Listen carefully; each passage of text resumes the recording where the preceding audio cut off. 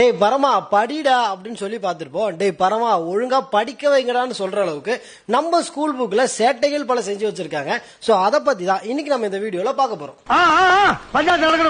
First நம்ம பார்க்க போறது திராவிட மொழி சிலபஸ். நம்ம கூட விளையாடுறதே அவனுக்கு வேலையா போச்சா.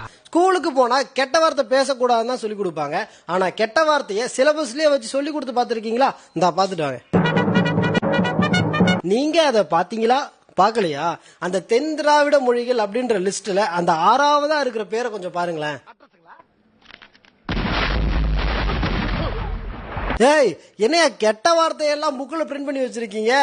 பட் ஆனா எனக்கு ஒரு யோசனை, இத சொல்லி கொடுக்கிற வாத்தியார் அண்ட் ஸ்டூடெண்ட் இவங்களுடைய கான்வர்சேஷன் எப்படி இருக்கும்? இது கூட பரவாயில்ல, அந்த நடு திராவிட மொழிகள்ல கடைசி பேரை கொஞ்சம் பாருங்களேன். யோ, என்னையா இதுவும் கெட்ட பேரா இருக்கு? ஏங்க நல்லா தெரியுமா, நீங்க சிலபஸ் ரெடி பண்ணும்போது இந்த வெற்றிமாறன் ஏதோ வந்து போனாரா? சரி, நான் செவனே தானா போய்க்கிருந்தேன். சரி, மேட்ருக்கு வருவோம். கெட்ட வார்த்தையை புக்ல பிரிண்ட் பண்ணி அப்படி இவங்க என்ன சொல்ல வராங்க அப்படின்னா, கோத்தரின மக்கள் பேசக்கூடிய மொழி கோத்தாவா, கோயா இன பழங்குடியினர் பேசக்கூடிய மொழி கோயாவா. அட பாவிகளா, நீங்களா ஸ்கூலுக்கே போனது இல்லையாடா? நீ ஸ்கூலுக்கே போனது இல்லையாடா? கோத்தரின மக்கள் பேசக்கூடிய மொழியோடைய பேரு கோவமந்த் அப்படின்னு அதுக்கு ஒரு பேர் இருக்கு. அதுக்கு பேரு கோத்தா கிடையாது. அதே மாதிரி கோயா பழங்குடியினர் பேசக்கூடிய மொழியோட பேரு கொண்டி, அதுக்கு பேரு கோயா கிடையாது. சும்மா கூகுள்ல சர்ச் பண்ணாலே இந்த டீடைல்ஸ் எல்லாம் கிடைக்குது. இத கூட சர்ச் பண்ணி சிலபஸ் ரெடி பண்ணாம நீங்க எல்லாம் அப்படி என்ன சார் சிலபஸ் ரெடி பண்ணீங்க?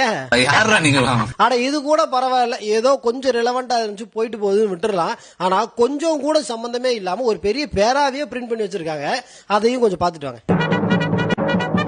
செம்மொழியான தமிழ் மொழியாம் அப்படின்னு சொல்லி தலைப்பு வச்சுக்கிட்டு உள்ள இருக்கிற கண்டென்ட் பூராத்தையும் கொஞ்சம் பாருங்களேன். கலைஞரின் நாவும் பேனாவும் தமிழுக்கு ஆயுதம்.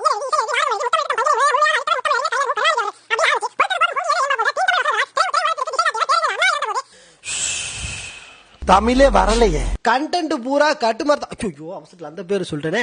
இதே அந்த கண்டென்ட் பூரா முத்தமிழ் அறிஞரை பத்தி வச்சுட்டு தலைப்பு மட்டும் செம்மொழியான தமிழ் மொழியான்னு வச்சிருக்கீங்களே அப்படின்னு சொல்லி கேட்க வந்த. சரி, சிலபஸ் தான் சிரிப்பா சிரிக்குதுன்னு சொல்லி கொஞ்சம் கொஸ்டின் பேப்பர் பக்கமா எட்டி பார்த்தா அங்க அதுக்கு மேல இருக்குது. நோண்ட ஆரம்பிச்சுட்டானே. சண்டே மண்டே டியூஸ்டேன்னு சொல்லி கிழமையோட பேர் எல்லாத்தையும் இங்கிலீஷ்ல வச்சு ஒரு சம்மன்னு கொடுத்துருக்காங்க. இப்ப அதை தமிழ்ல டிரான்ஸ்லேட் பண்ணி மறுபடியும் சண்டே மண்டே டியூஸ்டேனே போட்டு வச்சிருக்காங்க. ஏன் சார், இந்த சண்டே மண்டே டியூஸ்டே எல்லாம் எப்ப சார் தமிழ்ல சேர்த்தீங்க? சந்திரபாபு நாயுடு தான் சட்டம் போட்டிருக்காரு. இந்த லட்சணத்துல டிரான்ஸ்லேட் பண்ணி வச்சுக்கிட்டு உங்க தலைவருடைய எழுத்தும் பேனாவும் தமிழுக்கு ஆயுதம் ஒரு பீலா, அதை மட்டும் என்னால மன்னிக்கவே முடியாதா? கொஸ்டின் பேப்பர்ல இவங்க பண்ண குரங்கு சேட்டை இத்தோட முடியல. டிஎன்பிஎஸ்சி குரூப் 4 தமிழ் பேப்பர்ல இவங்க கேட்ட ஃபர்ஸ்ட் கொஸ்டின் என்ன தெரியுமா? கர்த்தருடைய வருகையை அறிவித்த முன்னோடி யார்? இரு, கர்த்தருக்கும் கவர்மெண்ட் ஜாபுக்கும் என்ன சம்பந்தம்? சம்பந்தப்படுத்திக்கிட்டேன். சரி, கர்மத்தை ஒரு கேள்வி தானே போய் தொலையுது அப்படின்னு சொல்லி விடுறான்னு பார்த்தா அதான் இல்ல. அடுத்த கேள்வியும் கோளாறு தான்.